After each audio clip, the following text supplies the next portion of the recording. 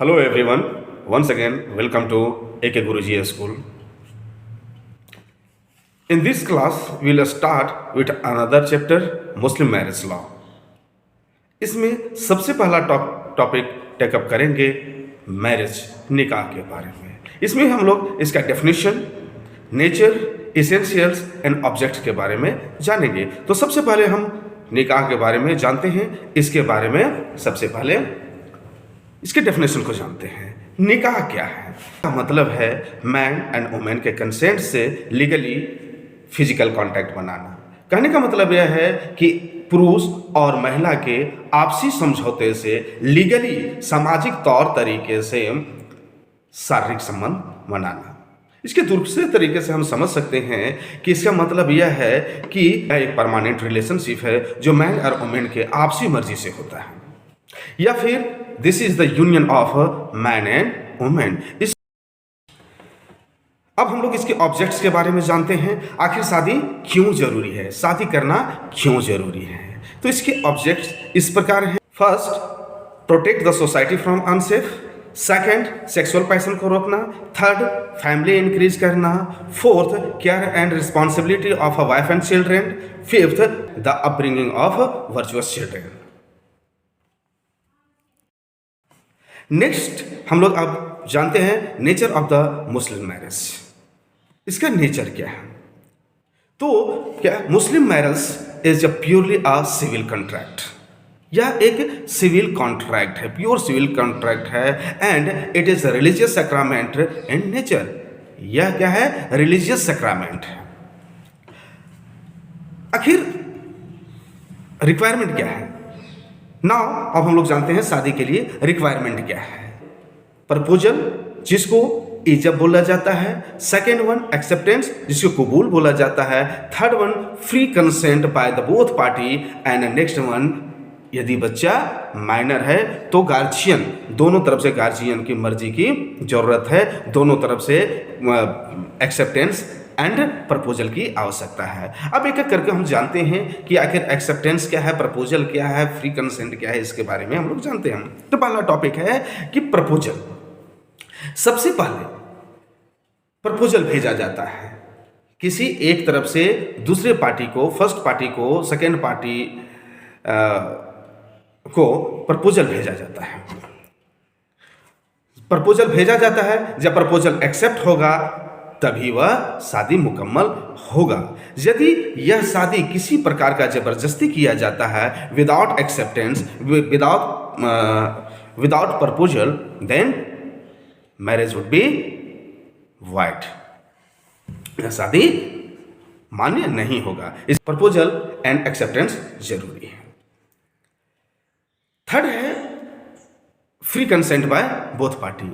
इसमें से दोनों पार्टी, यदि लड़का लड़की यदि दोनों बालिग हैं तो दोनों तरफ से सहमति की आवश्यकता है। यदि दोनों में से किसी एक यदि मना कर देता है कि नहीं, यदि गार्जियन दोनों तरफ से राजी हैं, दोनों तरफ से शादी करवाना चाहते हैं, और यदि दोनों में से किसी लड़का या लड़की में से किसी एक ने यदि मना कर दिया तो यह शादी वाइड होगा, यह शादी मान्य नहीं होगा।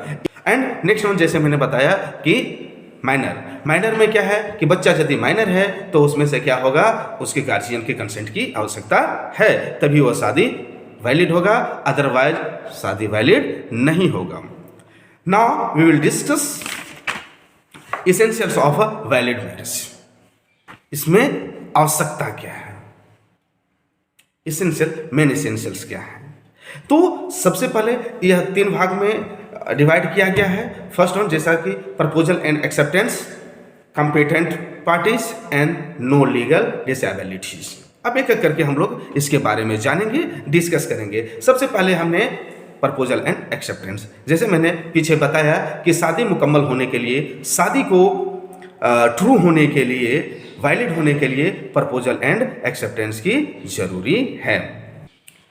Next, competent parties. इसे भी तीन भाग में बांटा गया है। First one, age of marriage and puberty. Second, sound mind, and third, Muslim.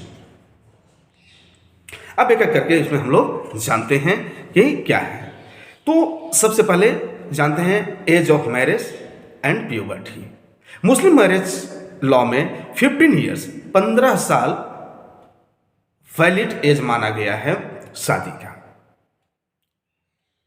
Puberty यह वेरी वेरी इंपॉर्टेंट पॉइंट है मुस्लिम मैरिज लॉ में, बहुत इंपॉर्टेंट है और इसे जानना भी चाहिए। आखिर प्यूबर्टी एज क्या होता है, प्यूबर्टी पीरियड कब होता है, तो इसे आसान तरीके से समझते हैं, इसे जानने का कोशिश करते हैं हम।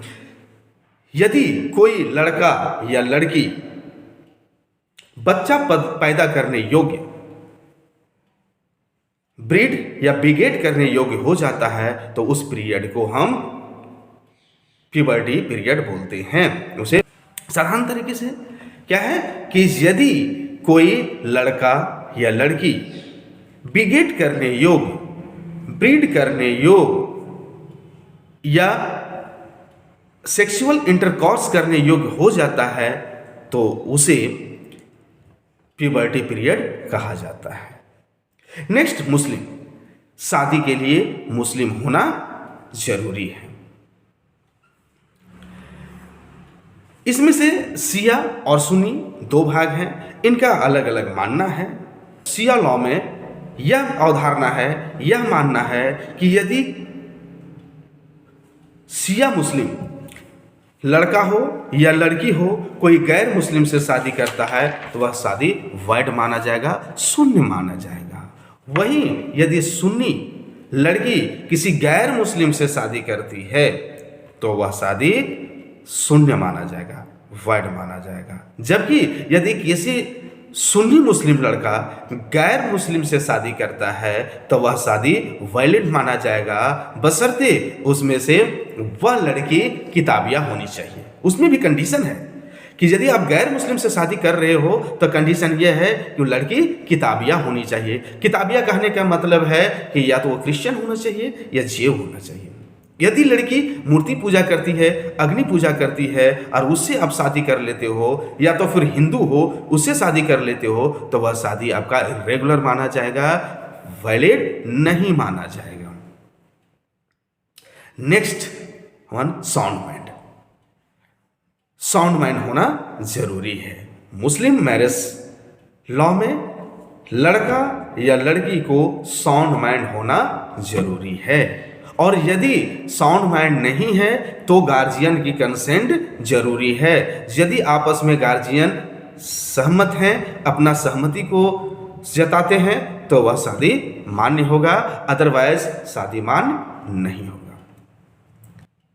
थर्ड टॉपिक पे आते हैं, नो लीगल डिसेबिलिटी। इसे दो भाग में बांटा गया है। First, absolute incapacity, second one, relative incapacity. अब एक करके इसकी में भी हम लोग जानते हैं। एब्सोल्यूट इनकैपेसिटी, एब्सोल्यूट इनकैपेसिटी को भी तीन भाग में बांटा गया है। कंसैंग्विनिटी, सेकेंड एफिनिटी एंड थर्ड फोस्टरेज। एक एक करके डिफाइन करते हैं हम लोग कि कंसैंग्विनिटी है क्या, एफिनिटी है क्या, फोस्टरेज है क्या। सबसे पहले हम लोग कंसैंग्विनिटी के बारे में जानते हैं। कंसैंग्विनिटी का मतलब होता है ब्लड रिलेशनशिप। यदि ब्लड रिलेशनशिप में शादी होती है वह शादी मान्य नहीं होगा। जैसे मदर एंड ग्रैंड मदर, जितना ऊपर आप चले जाओ मदर और ग्रैंड मदर में शादी वैलिड नहीं होगा। Second, daughter and grand daughter, जितना नीचे चले जाओ। सिस्टर, चाहे वह फुल हो या कंसैंग्विनिटी हो या यूटेरिन हो,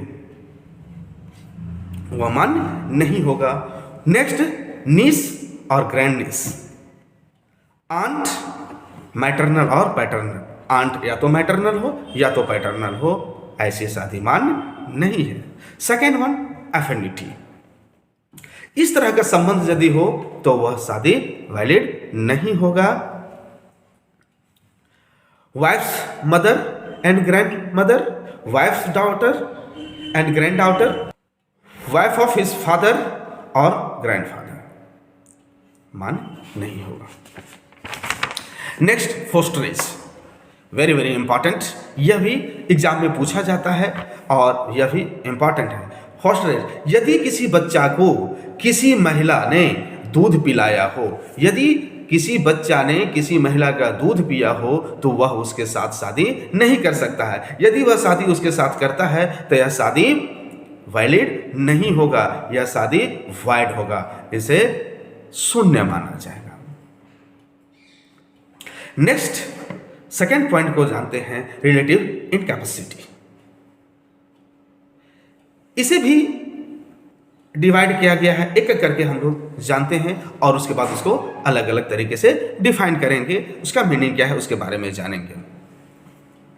पहला अनलॉफुल कंजंक्शन, सेकेंड पॉलीगामी और marrying with fifth wife, absence of proper witness, differences of religion, women undergoing इद्दत। अब हम लोग एक एक करके जानते हैं कि इसका मतलब क्या है, इसका डेफिनेशन क्या है।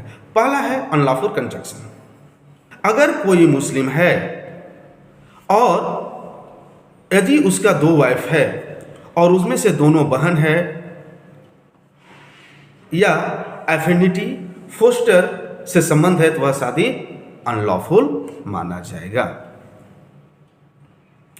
यह शादी शिया में वॉइड हो जाएगा और सुन्नी में इरेगुलर माना जाएगा।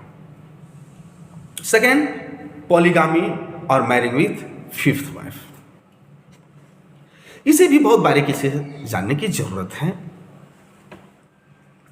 मुस्लिम मैरिज लॉ में किसी मुस्लिम को 4 शादी करने का वैलिडिटी है, किसी मुस्लिम लड़का 4 शादी कर सकता है, यह वैलिड है। यदि वह 5वां शादी करता है तो उसे एक को तलाक देना पड़ेगा, एक को छोड़ना पड़ेगा, तभी वह शादी वैलिड होगा, अदरवाइज वह वॉइड और इरेगुलर होगा according to Shia law and Sunni law. Next, absence of proper witness. शादी के समय विटनेस की आवश्यकता होती है और यदि विटनेस नहीं होती है तो शादी वह मान्य नहीं होगा। लेकिन इसमें भी शिया और सुन्नी में, शिया लॉ में कोई आवश्यकता नहीं है, विटनेस की आवश्यकता नहीं है। वहीं सुन्नी लॉ में एटलीस्ट 2 मैन एंड 1 वुमेन की आवश्यकता है। यदि 2 मैन नहीं हो तो 2 वुमेन एंड 1 मैन होनी चाहिए। यदि ऐसा होगा तभी शादी वैलिड होगा। डिफरेंसेस ऑफ रिलीजन, जैसा कि मैंने पिछले बताया कि अलग धर्म में शादी नहीं करना है, गैर मुस्लिम से शादी नहीं करना है। यदि ऐसा होता है तो शिया लॉ एंड सुन्नी लॉ में अलग अलग अवधारणा है, जैसे कि मैंने बताया कि शिया में जैसे कि हम लोग पिछले में बताया कि शिया लड़का हो या लड़की हो, कोई भी गैर मुस्लिम से शादी नहीं कर सकता है। ऐसा करता है तो वह शादी शून्य माना जाएगा। वहीं क्या है कि सुन्नी में फीमेल गैर मुस्लिम से शादी नहीं कर सकती है, यदि वैसा करती है तो उसे वह शून्य माना जाएगा। और यदि लड़का गैर मुस्लिम से शादी करता है तो वह मान्य होगा, बशर्ते लड़की किताबिया होनी चाहिए। यदि वह मूर्ति पूजा से करता है, यदि वह मूर्ति पूजा करने वाला से करता है या आग पूजा करने वाला से करता है या तो किसी हिंदू से करता है तो वह शादी इरेगुलर माना जाएगा, वैलिड नहीं माना जाएगा। And next one, women undergoing इद्दत। इसमें से जानने की जरूरत है। नेक्स्ट टॉपिक में मैं इसे बारीकी से बताऊंगा और नेक्स्ट चैप्टर में मैं इसे लेकर के आऊंगा।